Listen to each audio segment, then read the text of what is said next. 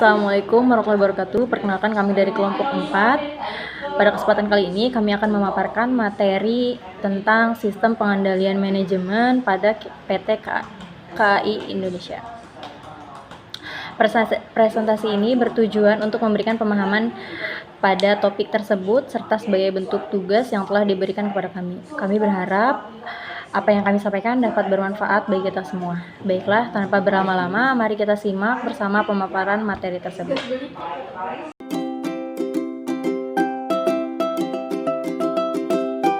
Perkenalkan, nama saya Desi Ramawati. Di sini saya akan memaparkan materi mengenai profil sejarah singkat perusahaan pada PT Kereta Api Indonesia.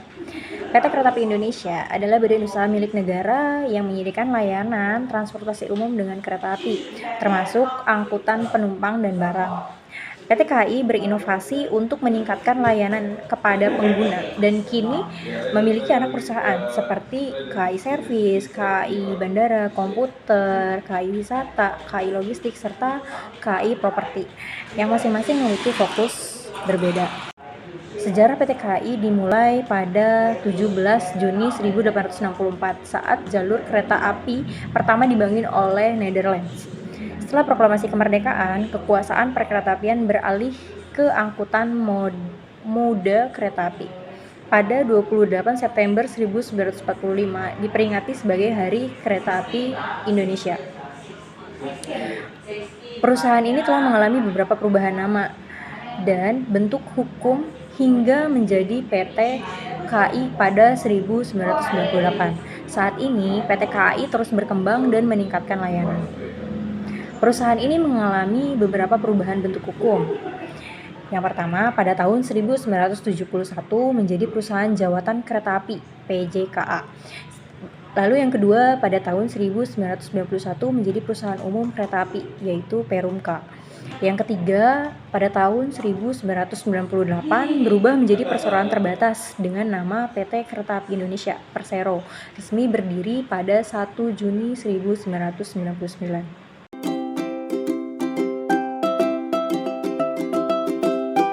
Selanjutnya saya akan menjelaskan mengenai visi, misi, dan tujuan. Apa sih visi dari PT Kereta Api Indonesia? Yaitu menjadi penyedia jasa perkeretaapian terbaik yang fokus pada pelayanan pelanggan dan memenuhi harapan stakeholder. Lalu misinya yaitu menyelenggarakan bisnis perkeretaapian dan usaha penunjang secara profesional, mendukung pembangunan ekonomi melalui layanan transportasi yang andal, serta menyediakan layanan kereta api yang aman, nyaman, dan tepat waktu. Lalu tujuannya yaitu mewujudkan layanan kereta api yang aman, nyaman, dan tepat waktu, meningkatkan efisiensi dan efektivitas operasional, mengembangkan infrastruktur serta teknologi perkeretaapian, memperkuat kontribusi terhadap perekonomian nasional, dan menjadi perusahaan perkeretaapian terkemuka di Asia Tenggara.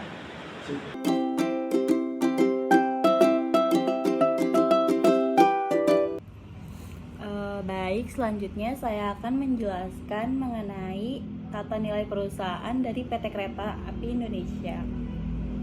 PT KAI mengadopsi nilai-nilai inti yang dikenal sebagai akhlak, akronim dari yang pertama A, amanah, K, kompeten, H, harmonis, L, loyal, A, adaptif, K, kolaboratif.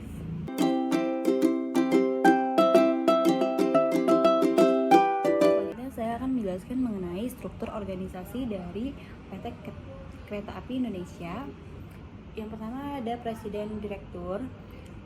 Presiden Direktur memiliki beberapa manajer dari divisi. Yang pertama divisi Manager Director of Commerce, Managing Director of Operation, Managing Director of Infrastructure, Managing Director of Rolling Stock, Managing Director of Safety and Security, Managing Director of Human Capital and General Affairs, Managing Director of Strategic Planning dan Business Development, dan terakhir Managing Director of Finance and Risk Management.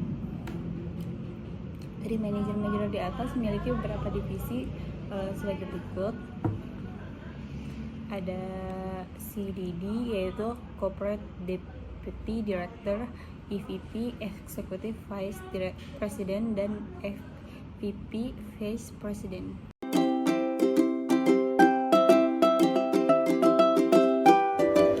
Selanjutnya, saya Mariasi Oktavia Dewi ingin menjelaskan mengenai penganggaran dan keuangan. Penganggaran dan keuangan pada PT KAI itu disusun melalui RKAP atau Rencana Kerja dan Anggaran Perusahaan. Disusunnya itu tahunan melalui pendekatan top-down dan bottom-up, mengacu pada performance-based budgeting. Mencakup apa saja? Ada 3, yaitu anggaran operasional, anggaran investasi, dan subsidi PSO atau Public Service Obligation. Tujuan penganggaran ada 2, yaitu menjamin efisiensi, akuntabilitas, dan keberlanjutan. Lalu selanjutnya mendukung tanggung jawab sosial dan pengelolaan aset publik. Subsidi dari PSO sendiri dalam RAPBN 2025 totalnya itu ada 7,96 triliun, naik 0,9% dari tahun 2024. PT KAI sendiri mendapatkan 4,79 triliun atau sekitar 60,26% untuk layanan kereta api ekonomi, KRL, dan LRT. Reform tiket berbasis NIK, optimasi subsidi non-tiket. Sumber pendanaan utama dari PT KAI itu ada 1. Penjualan tiket, baik tiket kereta antar kota, KRL atau wisata. Yang selanjutnya ada angkutan barang dan logistik. Selanjutnya ada pendapatan non-angkutan, bisa dari sewa, iklan, dan lain-lain. Lalu ada subsidi pemerintah, yaitu PSO yang tadi. Lalu ada PMN atau penugasan strategis. Lalu selanjutnya ada pinjaman dan obligasi atau pendanaan jangka panjang.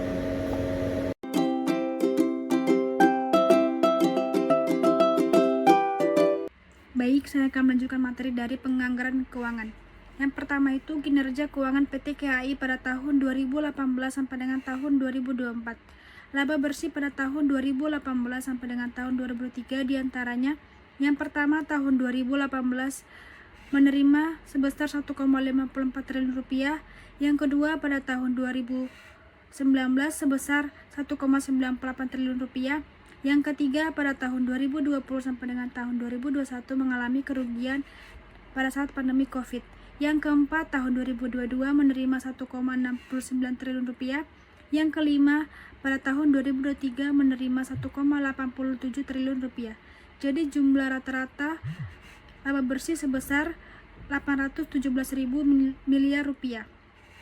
Yang kedua, kinerja tahun 2023. Yang pertama, pendapatan sebesar 27,76 triliun rupiah ditambah 21%. Yang kedua, laba bersih sebesar 1,87 triliun rupiah ditambah 11%. Yang ketiga, aset sebesar 81,3 triliun rupiah ditambah 13%. Yang keempat itu DER 1 dikali moderat dan sehat. Yang ketiga itu semester 1 2024. Yang pertama, pendapatan sebesar 16,71 triliun ditambah 17,3%. Yang kedua, laba bersih sebesar 1,9 triliun rupiah. Yang ketiga, margin laba sebesar 6,5%. Indikator positif menuju pertumbuhan tahunan yang kuat. Poin yang ketiga adalah kesimpulan. Yang pertama, tren pertumbuhan pendapatan dan efisiensi. Yang kedua, struktur pendanaan sehat dan beragam. Yang ketiga, peningkatan aset sama dengan ekspansi dan transformasi jangka panjang.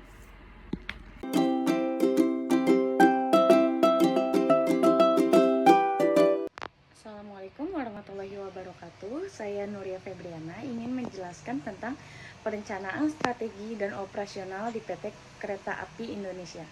Yang pertama ada inovasi administratif. PT KAI meningkatkan layanan melalui inovasi administrasi seperti ticketing end of stage atau pemesanan tiket yang fleksibel dan terintegritas. Akses luas, pemesanan melalui Indomaret, Alfamart, dan kontak center di 121. Sertifikasi ISO 901 sebagai bukti komitmen kualitas layanan. Selanjutnya ada Strategi pelayanan transportasi fokus pada kemudahan, kenyamanan, dan efisiensi.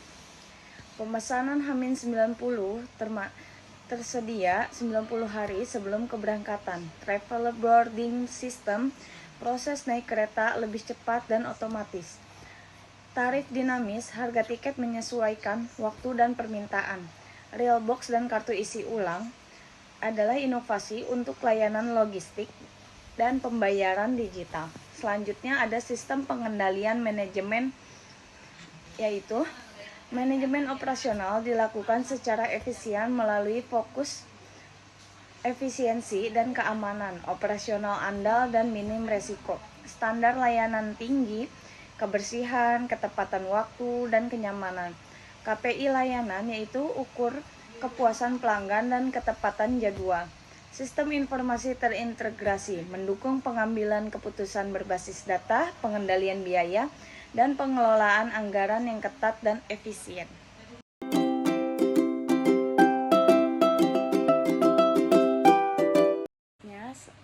Di slide ini menggambarkan cara PT KAI mengukur kinerja secara sistematis dengan pendekatan strategis menyeluruh.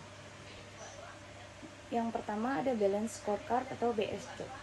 PT KAI menerapkan balance scorecard yang menilai kinerja dari 4 perspektif keuangan, yaitu ROA, ROE, dan margin laba yang fluktuatif. Yang kedua ada pelanggan, tingkat kepuasan baik tapi masih bisa ditingkatkan. Proses internal berfokus pada efisiensi operasional, pertumbuhan dan pembelajaran, penguatan SDM dan kompetensi. Selanjutnya ada KPI dan HR scorecard, digunakan untuk mengukur kinerja individu berbasis tugas dan tanggung jawab. Ini juga membantu mengidentifikasi area yang unggul maupun yang perlu ditingkatkan. Selanjutnya ada maintenance scorecard, digunakan untuk aspek teknis seperti perawatan lokomotif, fokus pada produktivitas, biaya, kualitas, keselamatan, dan lingkungan. Sebagian besar target tercapai, namun ada beberapa indikator yang perlu dievaluasi. Selanjutnya pengukuran kinerja yang komprehensif ini menunjukkan komitmen PT KAI dalam peningkatan keberlanjutan di semua lini.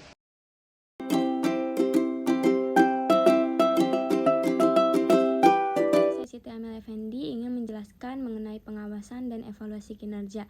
Pertama ada pengawasan. Pengawasan itu dilakukan melalui audit internal rutin untuk menilai kepatuhan, pengelolaan resiko, dan sistem operasional. Yang kedua menggunakan KPI seperti ketepatan waktu, kepuasan pelanggan, keandalan jadwal, dan jumlah insiden. Yang ketiga, data dikumpulkan dan dianalisis melalui sistem informasi manajemen terintegrasi secara real time. Yang keempat, fokus juga pada kualitas layanan seperti kebersihan, kenyamanan, dan keamanan, didukung oleh pelatihan, staf, dan pemantauan berkelanjutan. Yang kedua itu ada evaluasi. Evaluasi ini melibatkan audit internal dan eksternal untuk menjamin transparansi. Yang kedua, hasil evaluasi digunakan untuk perbaikan sistem, operasional, dan strategi perusahaan. Yang ketiga, didukung oleh teknologi seperti train control monitoring system untuk pengawasan terpusat secara real time.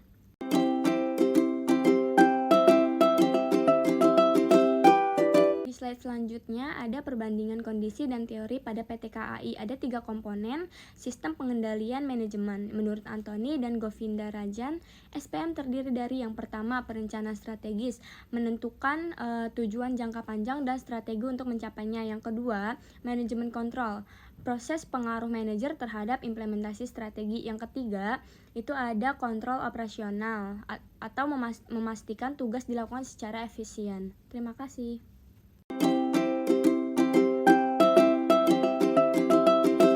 Pada tahap perencanaan kinerja, secara teori organisasi harus menetapkan visi, misi, dan tujuan jangka panjangnya dengan mempertimbangkan analisis kondisi internal dan eksternal. Ini menjadi pondasi awal untuk memastikan arah strategis organisasi sudah sesuai dengan tantangan dan peluang yang ada. Nah, kalau kita lihat dari kondisi nyata di PT KAI, proses ini tercermin dalam berbagai inisiatif strategis yang mereka jalankan. Misalnya, modernisasi infrastruktur dan armada bukan hanya soal permajaan fisik, tapi juga penyesuaian terhadap kebutuhan transportasi massal yang kini lebih cepat, aman, dan efisien. Digitalisasi layanan juga menjadi kunci agar pelayanan kepada pelanggan lebih responsif dan berbasis teknologi. Pengembangan anak perusahaan menunjukkan bahwa PT KAI mulai memperluas cakupan bisnisnya, tidak hanya bergantung pada transportasi penumpang, tapi juga sektor-sektor pendukung. Dan peningkatan peran logistik serta angkutan barang adalah langkah penting mengingat sektor ini punya potensi besar sebagai sumber pendapatan alternatif yang stabil.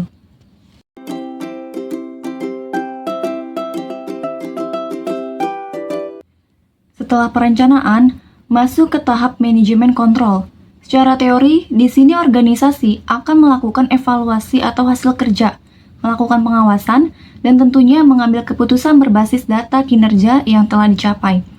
Ini memastikan agar semua strategi yang sudah direncanakan benar-benar dijalankan sesuai arahan. Di PT KAI, pengendalian kinerja dilakukan dengan cukup komprehensif. Semua unit kerja diwajibkan menerapkan KPI atau Key Performance Indicator yang artinya setiap aktivitas memiliki ukuran keberhasilan yang jelas. Lalu dilakukan evaluasi berkala, tidak hanya oleh manajemen, tapi juga oleh pengawasan internal agar proses tetap objektif. Sistem reward and punishment diterapkan untuk memotivasi karyawan agar lebih berorientasi pada hasil.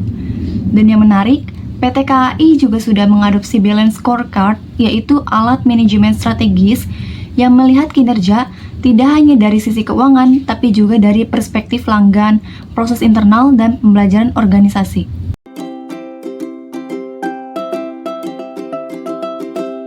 Selanjutnya saya akan membahas tentang kontrol operasional. Secara teori, kontrol operasional bertujuan mengawasi kegiatan harian agar sesuai standar dan target yang ditetapkan. Fokus utamanya adalah efisiensi, ketepatan, dan konsistensi dalam melaksanakan tugas sehari-hari. Kontrol ini biasanya dilakukan oleh manajemen tingkat bawah hingga menengah. Sementara itu, di PT KAI, kontrol operasional sudah diterapkan dengan cukup baik melalui beberapa hal, yaitu pemantauan real time. PT KAI memantau perjalanan kereta secara langsung untuk memastikan ketepatan jadwal dan menghindari gangguan. Yang kedua itu ada teknologi informasi, penggunaan sistem tiket elektronik seperti e-ticketing dan aplikasi monitoring mendukung efisiensi dan akurasi operasional. Ketiga itu ada SOP yang ketat. PT KAI memiliki standar prosedur yang jelas untuk pemeliharaan kereta dan pelayanan pelanggan guna menjaga keamanan dan kualitas layanan. Selanjutnya, kesimpulan dari materi ini, PT KAI telah menerapkan sistem pengendalian manajemen yang efektif dalam meningkatkan efisiensi dan layanan. Meski sempat terdampak pandemi, perusahaan menunjukkan pemulihan yang baik meski tantangan likuiditas masih ada. Dan sarannya yaitu PT KAI perlu memperbaiki likuiditas, meningkatkan kompetensi SDM, mendiversifikasi pendapatan, dan memanfaatkan teknologi untuk mendukung kinerja dan daya saing di masa depan. Terima kasih.